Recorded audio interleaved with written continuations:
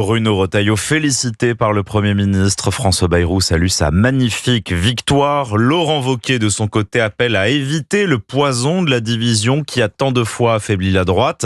Le chef de file des députés Les Républicains avait réuni ses soutiens au Puy-en-Velay. L'ambiance était forcément moins à la fête, mais les partisans de Laurent Wauquiez estiment avoir encore une carte à jouer, Maïlène Trémollet.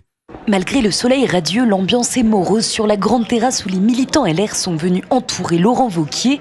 Les yeux rouges et le visage fermé, la plupart d'entre eux partagent le même ressenti. Beaucoup de déception. Je suis très déçue pour lui, c'est injuste. Je pense que M. Retailleau aurait dû rester à sa place. On ne peut pas faire de fonction, c'est pas possible. Laurent, c'est le meilleur. Pour d'autres, cette défaite n'empêchera pas le député de Haute-Loire de continuer à représenter la droite, y compris dans la course à la présidentielle. Dans tous les cas, il fallait qu'il y ait un perdant. Il a encore beaucoup à faire, beaucoup à prouver.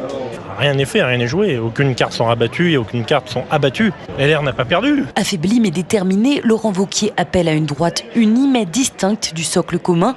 Allusion directe à la participation de Bruno Retailleau au gouvernement. Divisés, nous sommes sûrs de perdre. Il faut rassembler toute la droite et il faut porter un procès de rupture. Et nous ne pourrons le faire si nous sommes dilués dans le macronisme. Dans son entourage, on souligne que Laurent Wauquiez restera un poids lourd du parti comme chef de file des LR à l'Assemblée nationale.